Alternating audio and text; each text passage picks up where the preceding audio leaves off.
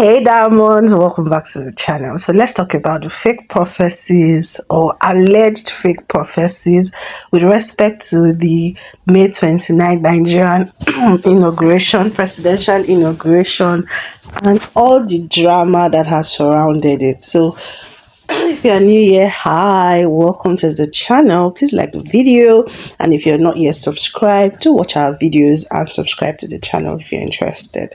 So this election season or period that has just gone by has been trailed with a lot of prophetic controversies.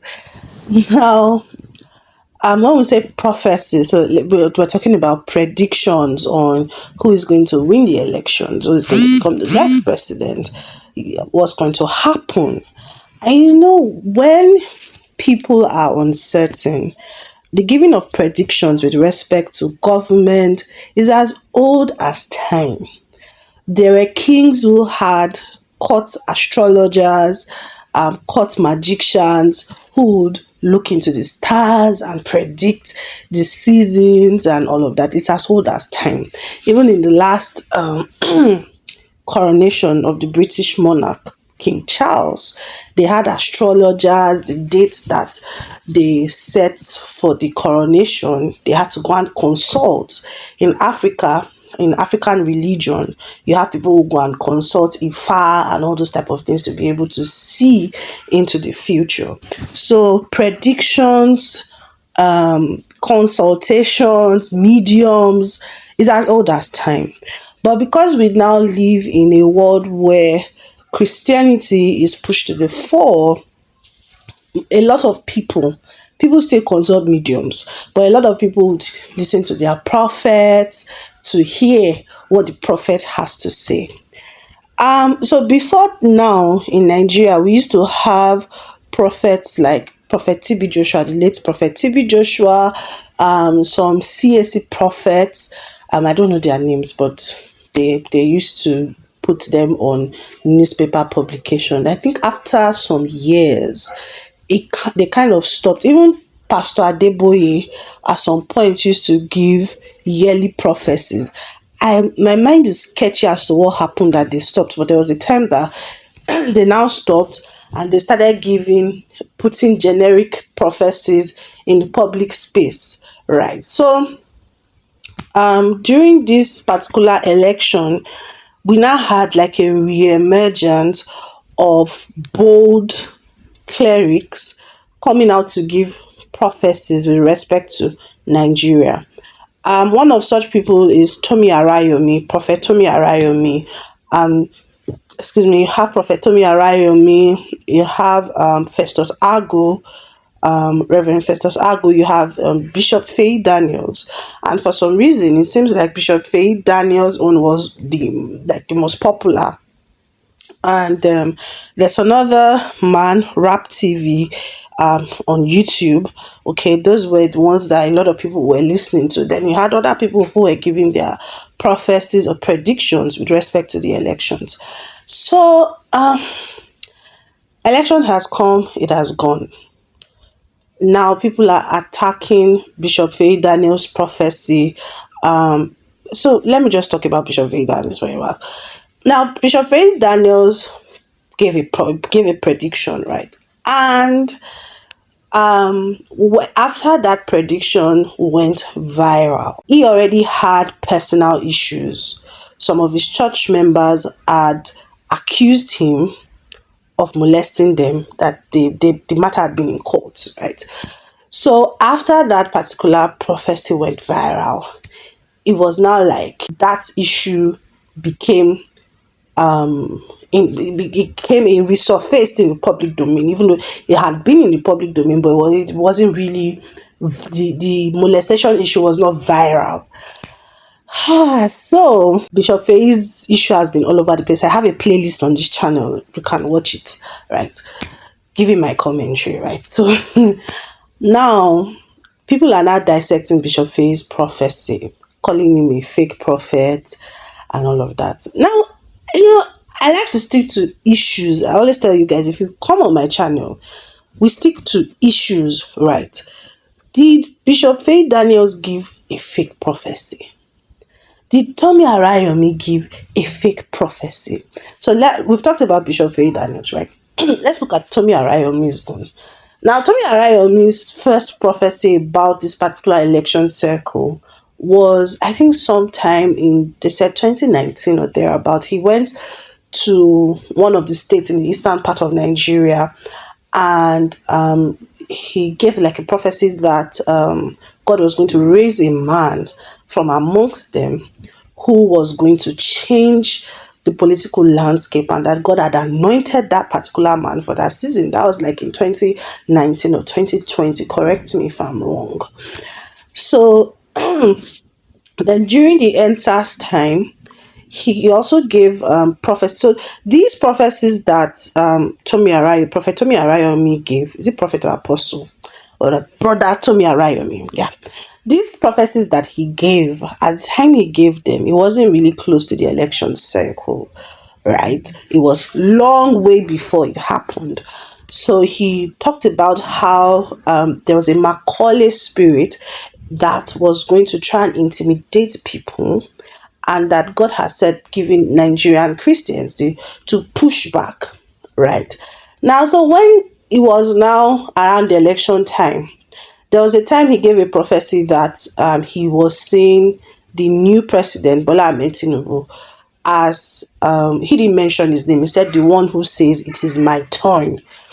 Um, there was some sort of backlash. Then he now started saying we need to pray, right, if we don't want that prophecy to come to pass. So there was even like prayer chains. Excuse me.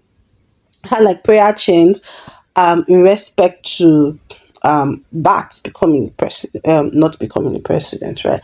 So you know, even had a viral issue where the state security apparatus arrested him or detained him and his wife in a Gestapo manner, and the British government had to get involved.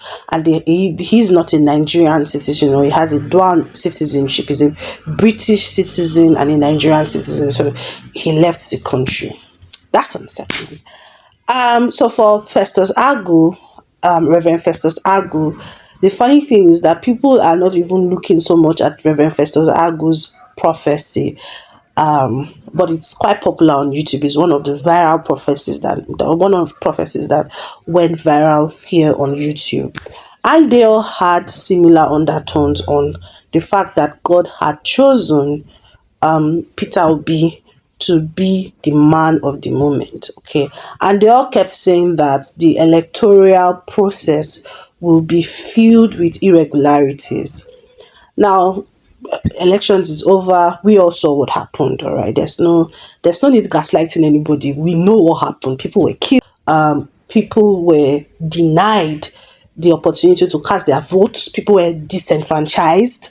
There were people who, if you were from a particular tribe in Nigeria, you were not allowed to vote in certain parts of Nigeria. These things were covered by the media, right? Okay. Then the Nigerian electoral body began to count the votes. And young people that casted their votes all over Nigeria made use of technology. They were recording the results in their various polling units. So Nigeria had already said that they had come up with a particular technology called Beavers, where results that were uploaded would be in the cloud, so to speak. Now, the young Nigerians who had already documented the results from their polling units, right? They snapped the pictures, took videos, they knew what they uploaded. In fact, there were certain polling units where the electoral officers wanted to play fast one on people. So people had to insist on them doing the right things. These things are documented. It's not film. It's not in the distant past. It did not happen 20 years ago. It happened just over 4 months ago. So I've not forgotten. It's still in our brains for those who want to think well. Now, to the bewilderment and amazement of Nigerians, As Nigerians went to sleep, they began to see mutilated results. In fact, in Rivers State, a lot of core members were unalived. They lost their lives for this cause. They were killed. Those who chose not to play ball with the corrupt system, they were killed. They were unalived. I'm not sure if YouTube is going to allow me to say that. And people began to see mutilated results. People began to shout. People began to say, something is not going on, because the young people trusted the Nigerian establishment that they were going to be forthright. So, long story short, at 4 a.m., a president was announced, right? A winner was announced, to the bewilderment of the people. Now, there are different issues which is being contested in court as to the legitimacy of the president and his vice, as to certain constitutional matters like 25% in FCT. All these things are in court. They are currently in the election tribunal. So let's go back to our prophecy. So a president has been sworn in, and so people are now saying, where is the God of the prophets? Where is the God that showed these people these prophets? Some people are saying it from a place of hurt. Some people are saying it from a place of mockery.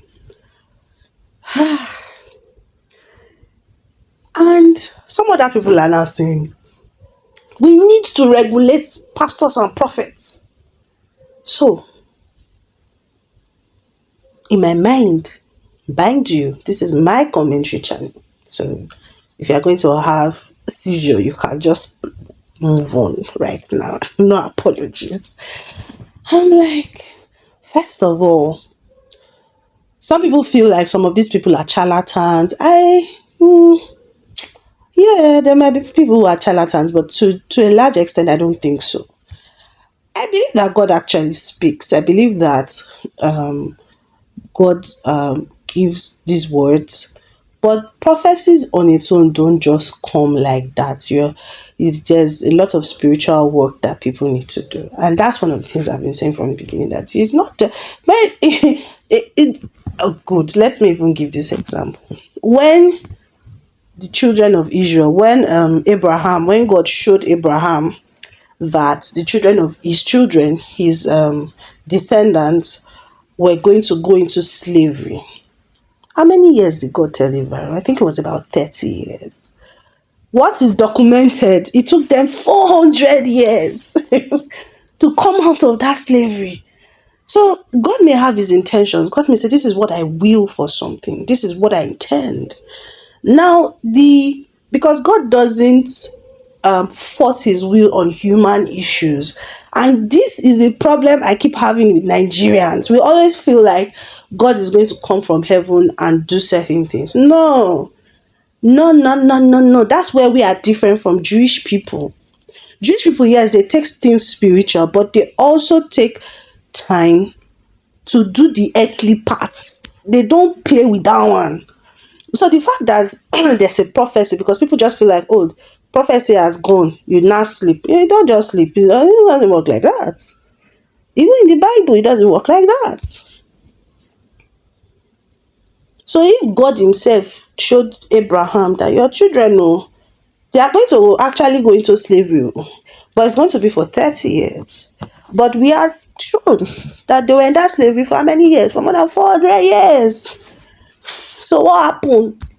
Didn't God have the power to bring them out of that slavery? It doesn't interfere with the issues of man. In the earth plane, we are the ones in charge. We are the ones that call the shots. So whether you now choose to relinquish your authority to evil spirits, because evil spirit exists. I'm not one of those people that think that it does not exist because it's a bobo. So that's on one hand. Secondly, on the issue of other people who spoke during the time, Poleneche, Pastor, people are saying that Christian leaders should not speak on political issues, and I don't agree. I don't agree. I don't agree. I feel like the Nigerian church has been so laissez faire. When I mean the church, I don't mean the church as a structure or denomination. I mean the human beings that go to those churches, because we don't have any agenda. We don't have anything. We are just floating. And that's why people in the Middle Belt, they've been subjected to a genocide, a systemic genocide that's been going on for since I was a child. All right, because we have a mind of God say we should forgive. Yeah, let's move on from that. So, amongst all these prophets, different things were going on. So there's also the Muslim ticket and all of that. And pastors began to say, no, you can't marginalize us, because for a long time, the big Nigerian heads of ministries have been playing ostrich. They will see something, they will not talk. They will, because they are praying. Okay, they don't want anything to happen to their, and I cannot blame them, because in this same Nigeria there have been people who have been assassinated for speaking truth. There have been pastors who have been assassinated for speaking truth to power. I don't know whether I've mentioned it on this channel, but I don't know who I was talking to. I said some people will say, oh, Archbishop Benson, the house I used to speak truth to power. Archbishop was not just an ordinary person. Archbishop was the United States of America and international bodies. Archbishop was an institution, you understand? So he was a major stakeholder in many countries. So if anything happened to the man, people. So it's not just like somebody else who's just building his ministry and not get power to talk. That's just me saying, okay, because people have been like, oh, if Archbishop was alive, Archbishop will speak, da da da da. Even though some of these are fathers, but I feel maybe temperament, people are different, people have different type of temperament, so that's also something. Now, for the people that are calling for regulation of prophecies, excuse me, Nigeria, first of all, is a secular state. People have the right to practice whatever they want to practice. First of all, let's be objective. If you say you're a Shango worshiper, the Nigerian constitution is not a religious constitution, right? It is a secular state. So how does people practicing their worship affect the governance of a country? I keep saying we like to major in minor things. Why should what a pastor is saying be of importance to people in government, in the real sense of it? For the people that want, why is this your business? Because if we want to analyze these things, these prophecies, were they given to did people go to a government apparatus to disseminate this thing? No, it was private individuals giving their own predictions or aka opinions. Is there any evidence to back these prophecies? Yes, now if you want, do you have any empirical evidence to back the validity or falsehoods of these predictions? It could as well be madmen talking.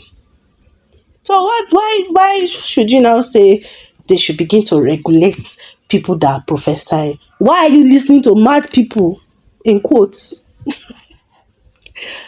I'm just talking. Because we have our constitution, we have the things that are laid down in the constitutions and the right channels that should be valid, even though we know in quotes it's not valid. So why are you paying attention to these things? Yeah, because anybody can come up and say I'm giving a prediction.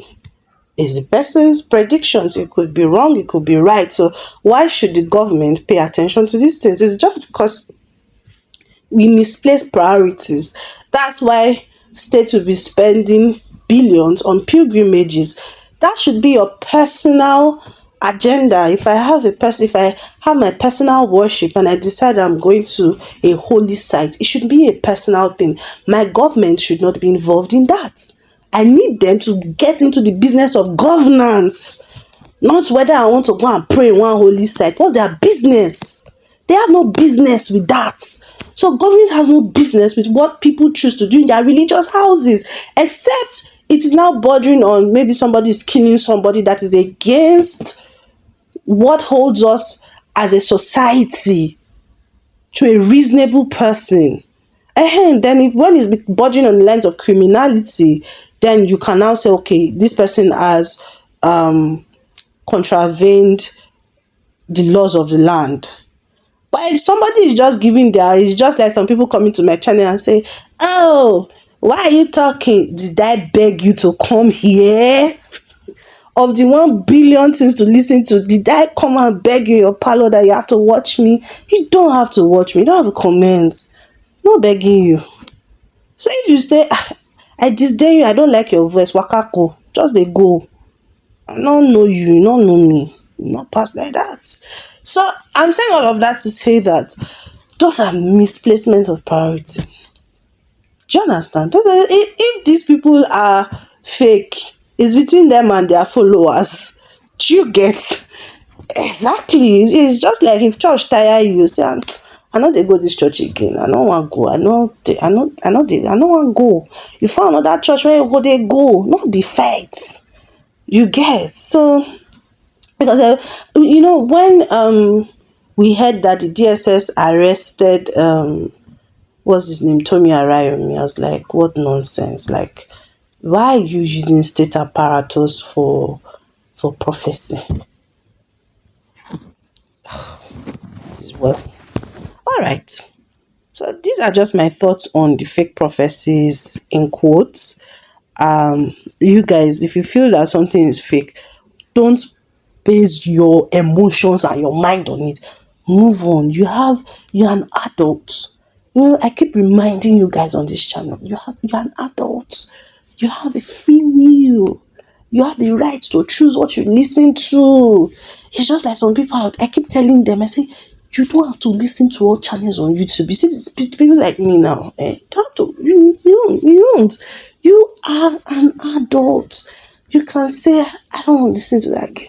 You see, free will. Free will. Oh. Yeah, it's like that. All right. I just wanted to give my 2 cents. Let me hear your thoughts. Let's talk in the comment section. Yeah, I'll see you all in my next one.